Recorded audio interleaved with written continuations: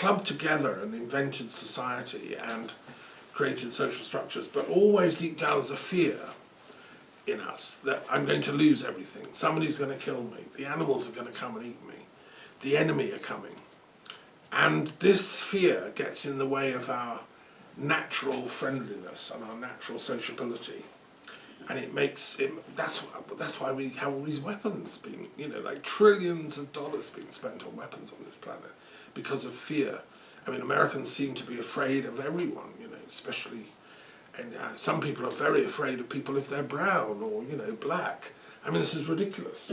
Other people are afraid of white people and so on. So I would want to review with the creative angels that created humans, why did you put so much fear in us?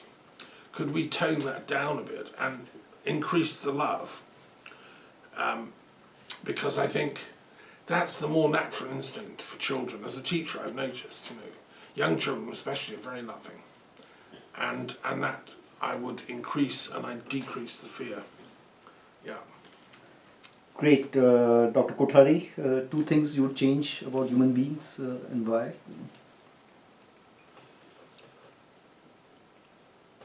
I think science will confirm that there are only two things in the universe. One is matter, another is energy. We are all made up of matter and energy. So these two elements need to be reviewed, revived and strengthened. When you say about the change, you change the matter, you change the energy. So in India, as per our philosophy, Lakshmi, the goddess of matter, Saraswati is the goddess of energy. The matter comes first, and we call these two are the, you can say, the precipitation or expressions of the presence of the Almighty in our life. So we call, there are two forms of Brahma. Brahma is the ultimate name we have given to the finally universal power, whatever you call it. So one is called Brahm.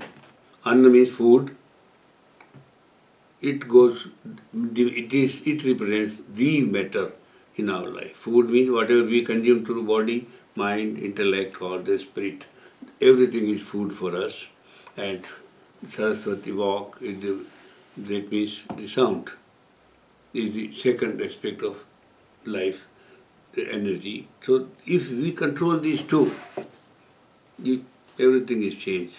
We are changed. We are born through our life travels through the food to the human body, and it converts it joins our seed, goes to the mother's womb and takes birth and goes beyond. So the first thing is the food you need to change. Today we are going for the junk food and whole society is going haywire. There is no control, no value systems, no respect for anybody, for each other in the society. So what we say, whatever you eat, so is your thoughts. It governs your thoughts. Scientifically it is proved that whatever you eat, it converts into all the body elements and in the end, it converts, it reaches to, it forms your mind. The quality of thought is governed by what you eat. Your mind. Basically, there is nothing behind mind. Mind is produced only through the food. And today the food is the first thing which has, would say, lost its own origin, lost its own form, and even the focus of life is no more connected with the food. So first thing I would like to change is the habit. Food contains. What I mean by food, first thing is that you eat whatever is grown, produced in your own geographical area. So that because your life in the womb has been nourished through the same material, so the geography, all the five elements of the nature have produced your body, all the same elements have produced the food, so you are made for each other. So best thoughts of life, survival and for the society, the soul will enrich only through the quality of food. It will give you quality of thoughts. So the body and mind and the soul, they are synchronized with each other. So life is a balanced part. And this goes, but this food takes you mainly thoughts. It connects you with the world. So what you need to connect your soul also with the world, to the world in the same thing. So the second dimension or the source of connection between the soul and the body comes to be sound. The sound energy is the most powerful energy because sound is the character of the sky. We are all born out of sound. So nobody can stop the effects of sound. Sound affects the water contents. When it travels in circular form, like water waves, so you can't stop it. And it influences everything it passes through. So basically the sound influences our blood. Why we do mantras, why do we do prayers, all auspicious talks? Because it purifies our blood. The sound energy is passing through everybody's blood. So all those negative qualities in the life will spoil your blood and create various incurable diseases in the blood, mind it, and thoughts also will go down the drain. Human society also will suffer from this. So if you go for those I don't say mantra, or everybody should go for mantra, but the auspicious language, simple, respectful language towards everybody, because everybody is the replica of the God we say. So you are also God, you are also God. I must feel humble to each one, polite to each one, respectful to each one, and that sound itself.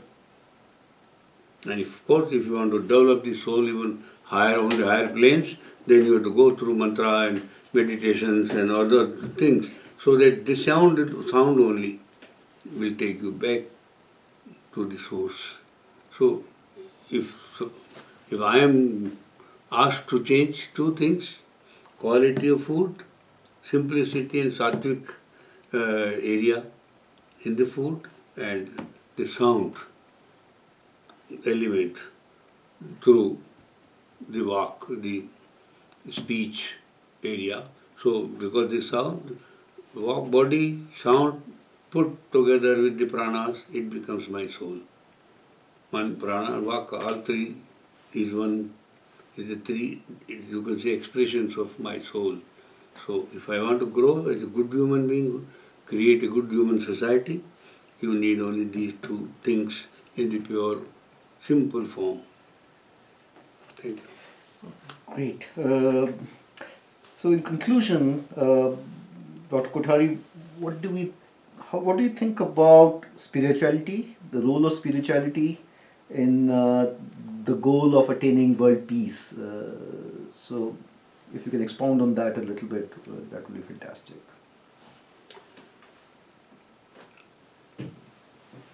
I say good system, good values start from the home. This is the first school for education. I was giving you the example of the tree. Take the second dimension of the same tree. The trunk does not work for the leaves or flowers or fruits. Leaf doesn't work for the flower or anything else likewise. Flower doesn't work for the leaf or trunk or fruit. So likewise, nobody works for any other organ of the tree. This is the most important part is this. But it has its own course, its own duty, its own karma, and busy with this. Not bothered about what the other fellow is doing. Same thing if you see inside your body. Your heart doesn't work for any other organ but for itself. Kidney doesn't work for the liver doesn't work for the spleen, whatever you call it. Neither it works for itself not it works for another organ also.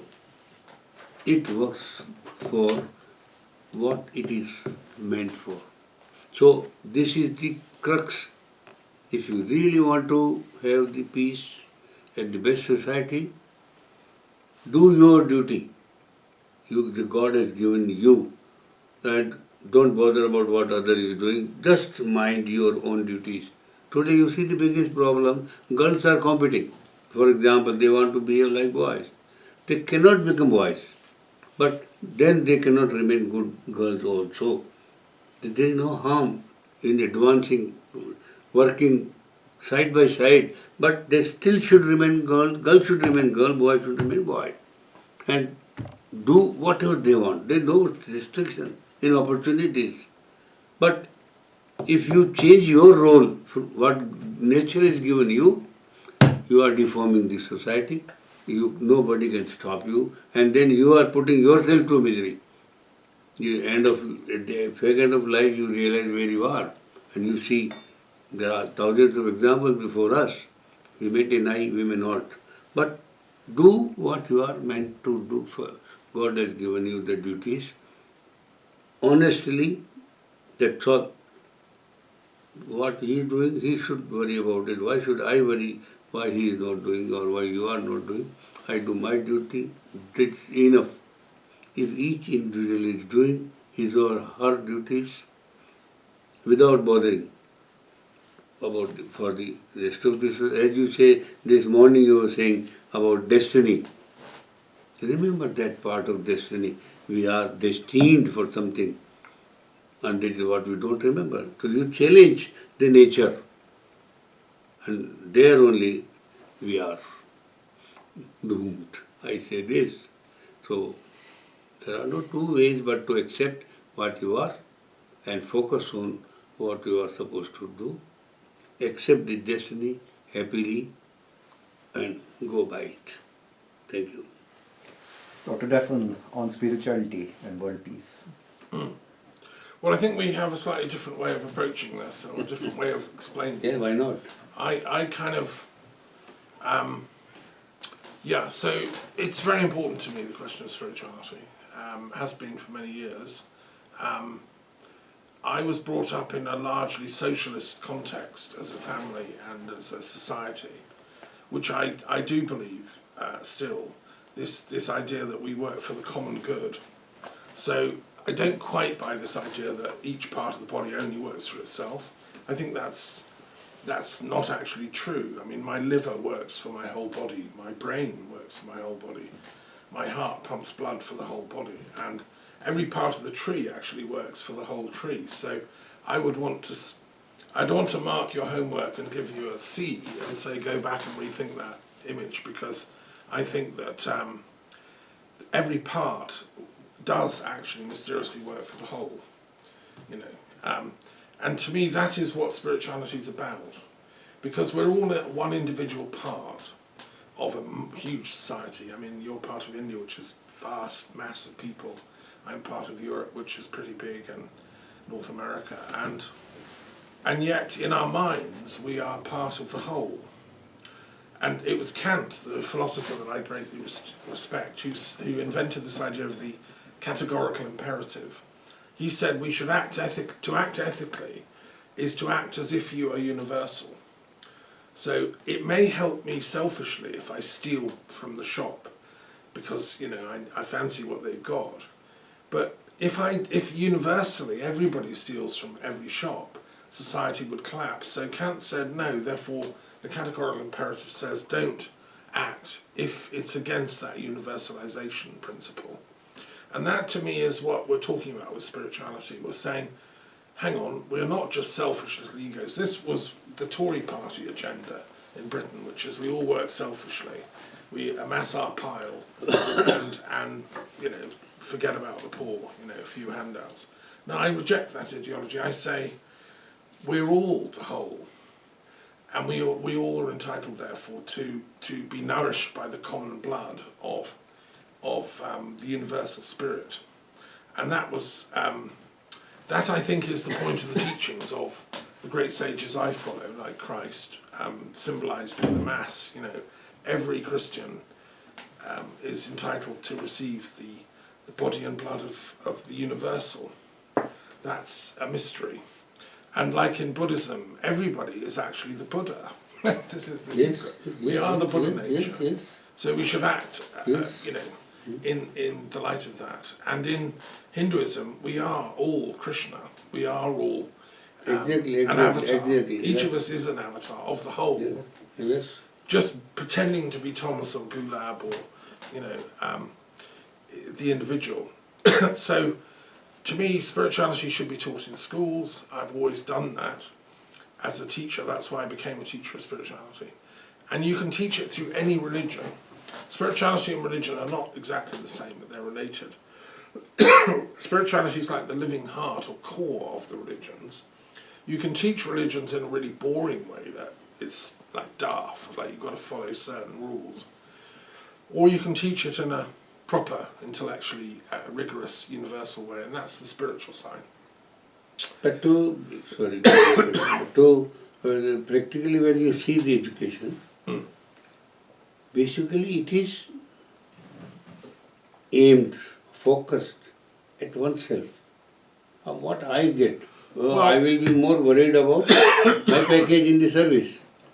You see, so the rest of my life I am more worried about what I gain from life, from my work, instead of giving to others or sharing with others. Sure. So this part of education, basically, this is where you need to inculcate certain things in the students.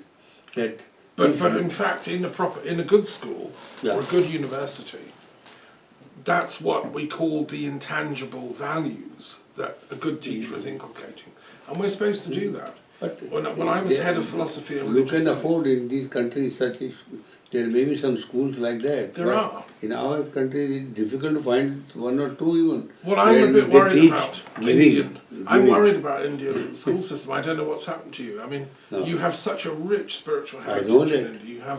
You've given the world Jainism, Buddhism, Hinduism in all its schools, Sikhism, Sufism. You should be proud of your heritage. But nothing, and Indian kids should be nothing taught is that. taught today in the schools. Why not? Out of all what you are saying. Why not? This is ridiculous. All are out Have a of this word world. with the government and ask me to come as a consultant. Well, I welcome. will introduce spirituality into the Indian school system. Because it belongs. Interfaith fighting is biggest communal fight. Well, we can stop that If through I education. start adding the Guru Nanaka, tomorrow there will be 10 more. Add my name also. They can all be added by a good teacher who knows what's common to all these faiths. These things are not. Using the periodic table as the map, that's the scientific tool.